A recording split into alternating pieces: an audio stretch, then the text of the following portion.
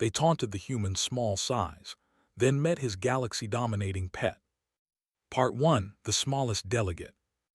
The Galactic Council chamber buzzed with the clicking, growling, and harmonic frequencies of 1,000 species as Ambassador stepped through the massive doors. At barely 6 feet tall, he was dwarfed by nearly every delegate present. The owl towered at 12 feet of crystalline intimidation. The K were gelatinous masses spanning entire sections of floor space, and even the smaller species stood a comfortable 8 feet on their tripod legs. Council Speaker, a centipede-like being whose segments alone were longer than was tall, peered down at the human with what might have been amusement. The Terran delegation arrives. How? Quaint. We were not informed Earth was sending a juvenile. Laughter rippled through the chamber, wet, chittering, resonant sounds that made the translation matrix work overtime. Maintained his diplomatic smile, though his jaw tightened imperceptibly. This wasn't the first time humanity's relatively compact stature had drawn mockery since they joined the galactic community 6 months ago. Earth sends its regards, Speaker, replied smoothly. We may be new to the council, but we're eager to contribute. Contribute, the Al War Delegate General Orr leaned forward, his crystalline form refracting light in sharp, aggressive angles. Your kind can barely reach the control panels of standard galactic vessels. You're as a backwater in an unremarkable arm of the galaxy. Your technology is behind the youngest council members. Tell me, Ambassador, what exactly does humanity bring to this table besides adorable stature? More laughter. Notice that not all species joined in. The Lee observer remained silent, their 4 eyes fixed on him with unsettling intensity.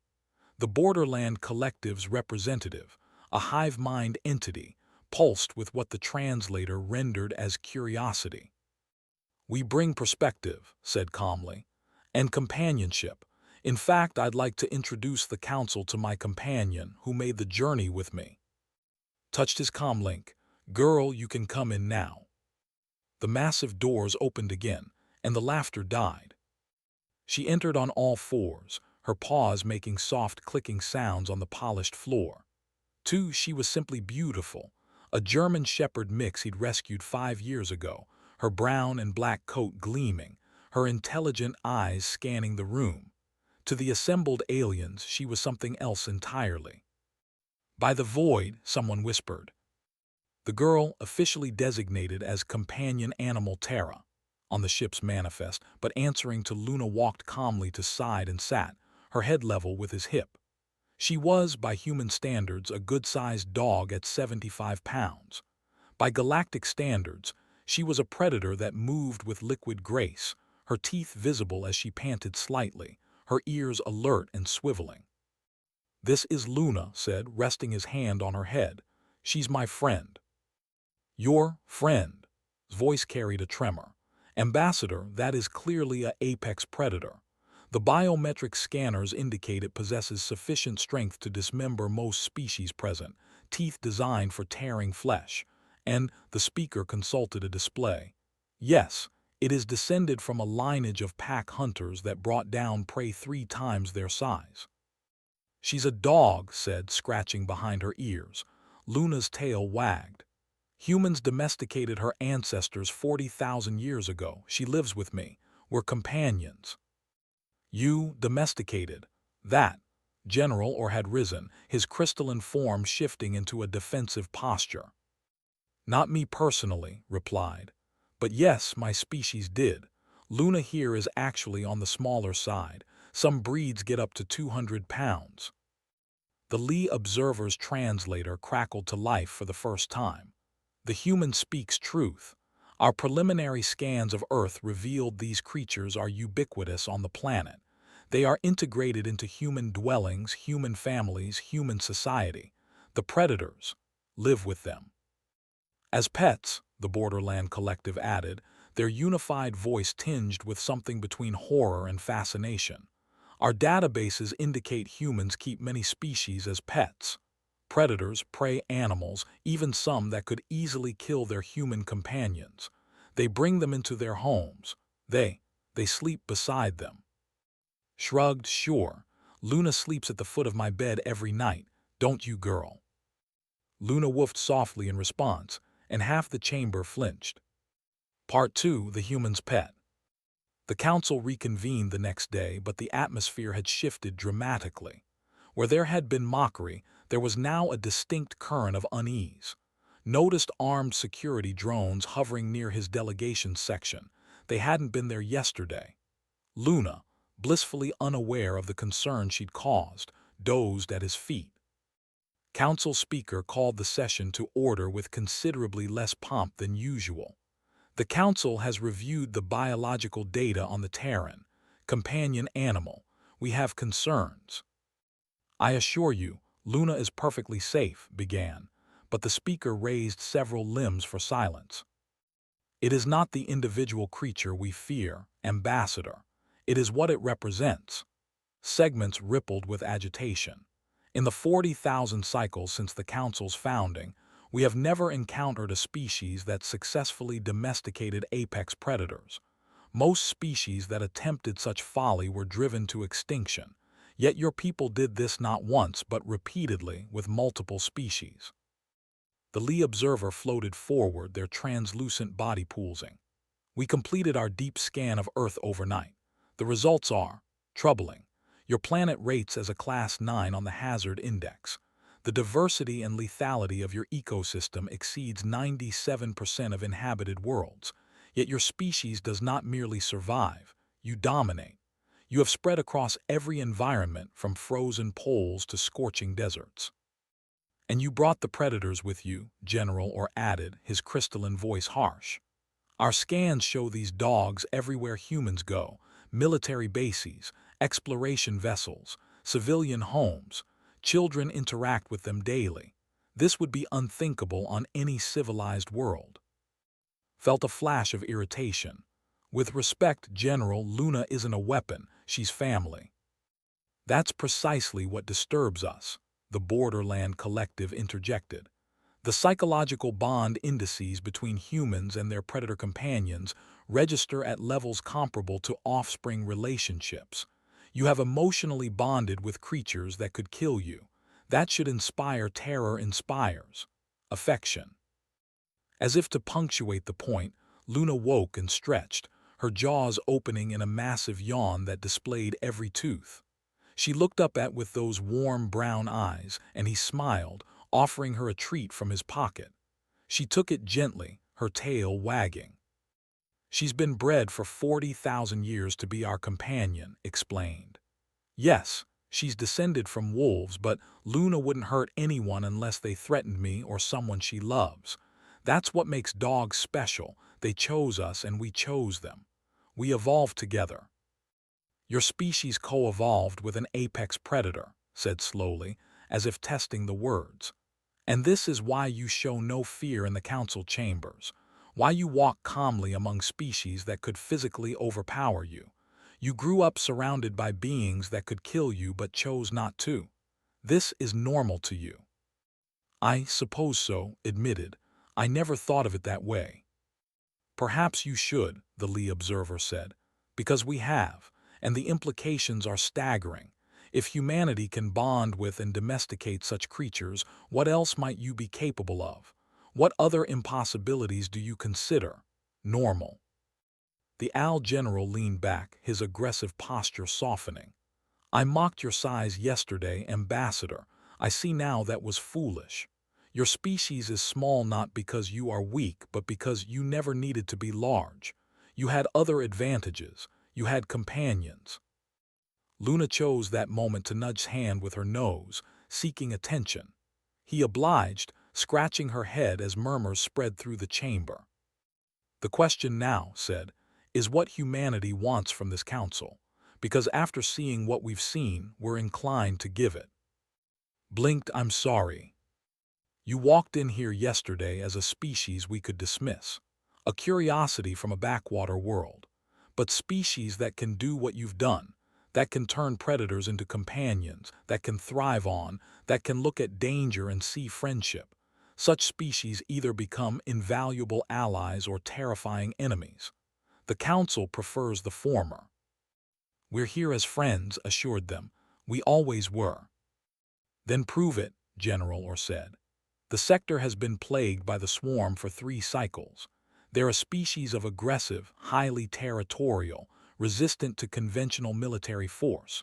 They've cost us thousands of lives and dozens of colonies. Our specialists have concluded they're simply too hostile, too aggressive to be reasoned with or deterred. They must be exterminated or driven from Council space at tremendous cost." He fixed with what might have been hope, but perhaps a species that befriends predators might have another solution. Met Luna's eyes. She looked back at him with absolute trust, the same trust her ancestors had placed in his ancestors when they first emerged from the forests to sit beside human campfires. "Let me tell you about a human concept called animal rescue," said. "And then let me tell you about a friend of mine who specializes in rehabilitating aggressive, traumatized creatures everyone else thinks are beyond saving.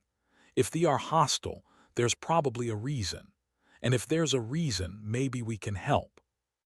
The council chambers fell silent, and in that silence, Luna's tail thumped against the floor, a sound of simple contentment that somehow carried the weight of 40,000 years of impossible friendship. Part 3: The Pack Grows. 3 weeks later, stood on the observation deck of the council vessel Harmony's voice with an unexpected companion. Specialist Sarah, Earth's leading and animal behaviorist, along with her own service dog, a massive Newfoundland named Bear. If Luna had unsettled the council, Bear had nearly caused a diplomatic incident. At 150 pounds of gentle giant, he was larger than some of the smaller council species, and when he'd padded onto the council floor and immediately tried to befriend everyone by offering his paw, 3 delegates had required medical attention for stress-induced shock. "Your people," General Orr said, standing beside and carefully maintaining distance from Bear, "continue to surprise us. When you said you were bringing a specialist, we expected weapons and battle gear. Instead, you brought an even larger predator and a woman who speaks to it like a child." Sarah, overhearing, grinned. "Bear is a child, a very good boy who's only 3 years old, aren't you, baby?" Bear's tail wagged, thumping against a bulkhead with concerning force. Below them, through the viewport, the colony world of or Prime sprawled across the landscape. At its borders, the swarm waited, thousands of creatures, each the size of a small vehicle, bristling with natural weaponry and radiating hostility that made sensors scream warnings. "They've rejected every diplomatic overture," explained, the speaker having insisted on accompanying the mission personally. "They attack on sight, show no fear of casualties, and have resisted all attempts at communication. 3 attempts at pacification through force have failed. They simply retreat, regroup, and return more aggressive than before." "Sounds like fear-based aggression to me," Sarah said, studying the creatures through enhanced optics. "Classic defensive behavior. They're protecting something." "Protecting what?" General Orr demanded. "They're in our territory." "See, that's your first problem," Sarah replied. "You think of it as your territory, but they were here first, weren't they? Check your survey records.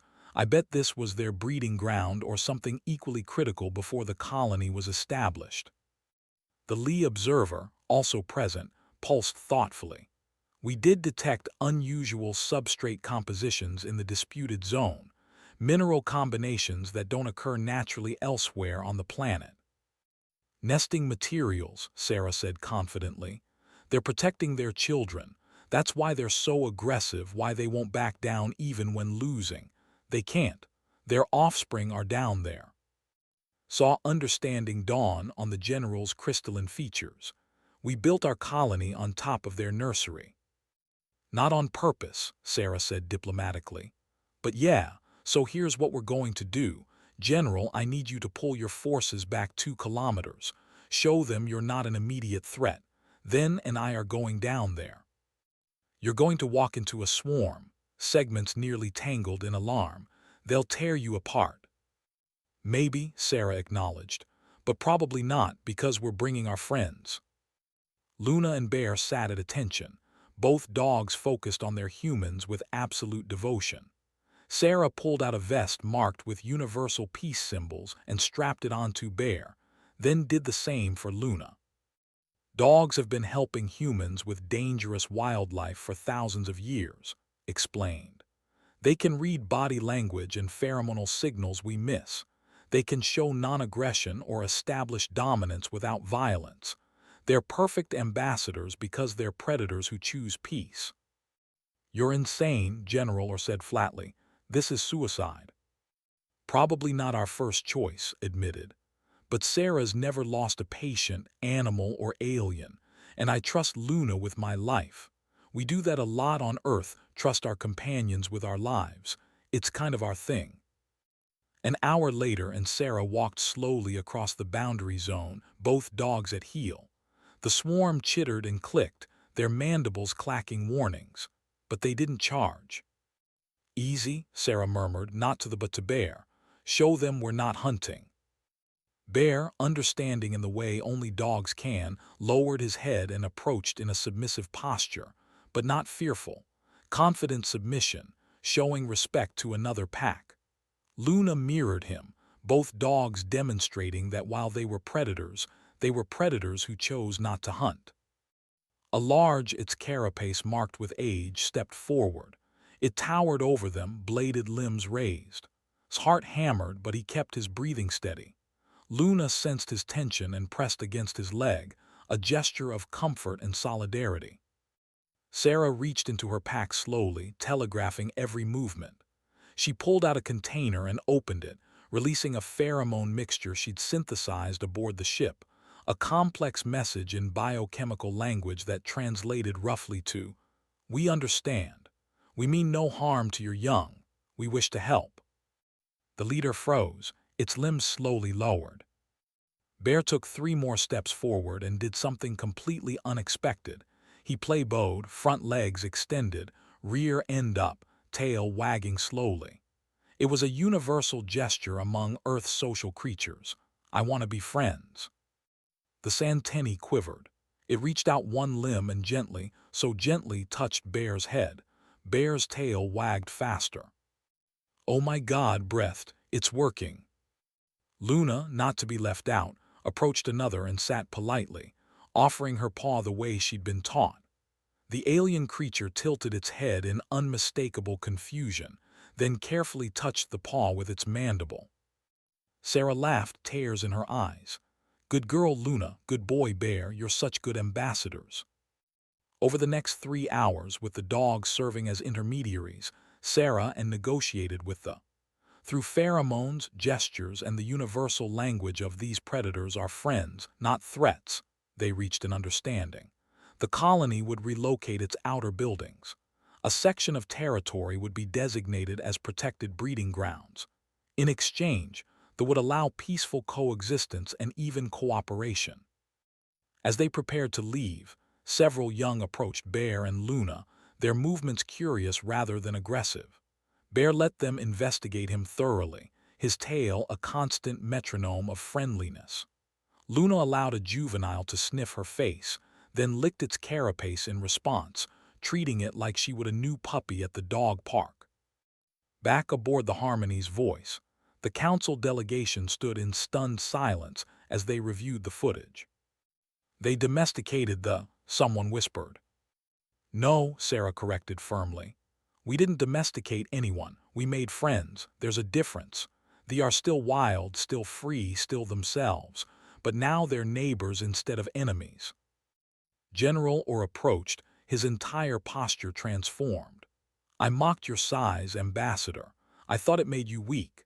But I see now that humanity's strength was never in size. It was in your ability to look at something dangerous and see a potential friend, to take predators and make them family, to walk into a swarm of hostile aliens with nothing but 2 animals and somehow walk out with peace." "It's not just us," said, scratching Luna's ears as she pressed against his leg. "It's them. Humans learned early that we're stronger together than apart. We learned that making friends is better than making enemies. And we learned it from creatures like Luna, predators who chose us, who taught us that loyalty and love can bridge any gap, approached slowly, his segments moving with new respect. The Council formally apologizes for our initial reception. Ambassador, we judged your species by standards that don't apply.